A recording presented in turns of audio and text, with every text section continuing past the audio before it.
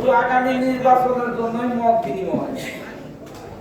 আমাদের যে মতের যে বিভিন্ন সমস্যা হয়েছে, নবাব সিরাজউদ্দৌলা বলছিলেন, মির্জা জাফর আলী খান আপনি আমার সেনাপতি, প্রধান সেনাপতি নন, আপনি কিন্তু আমার আত্মীয়।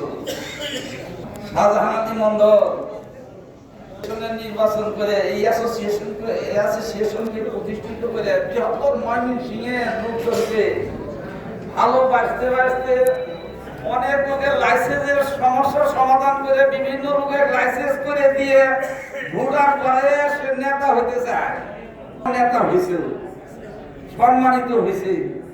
লোকের সম্মানে একটা লোকের সহযোগিতা করে আজকে সে বেশি বিপদ পড়ছে, তাই না ভাই? কথা বলবো কম। ভাই আমার মির্জা জাফর আলী খান আপনারা একত্রিত হন। আমরা তাদের আমি অনেক কথাই আপনারা শুনলেন, আমি তাদের শেষ অনুরোধ করবো ওই মির্জা জাফর আলী খানের মতন একটা বয়ান ছাড়েন। আগামী নির্বাচন শাহজাহান আলী মন্ডল করার পরে আমি নির্বাচন করবো না, পরে তাদের সভাপতি বানাবো, এই কথা ব্যক্ত করে তাদের একত্রিত করেন।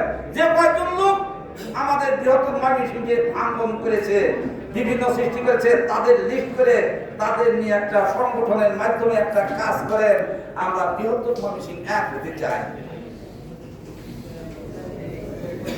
আগামী নির্বাচন শাহজাহান আলী মন্ডল আবুল ফজল তালুকদার থেকে শুরু করে ফরিদ শাহ বিভিন্ন লোক মারা গেছে, মুরব্বীদের মধ্যে আমাদের শাহজাহান আলী মন্ডলই আছে।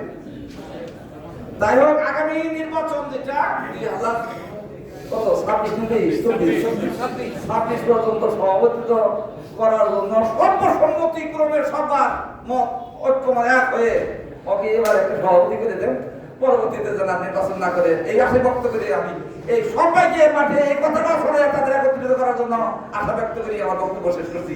আসসালামু আলাইকুম রহমতুল্লাহ।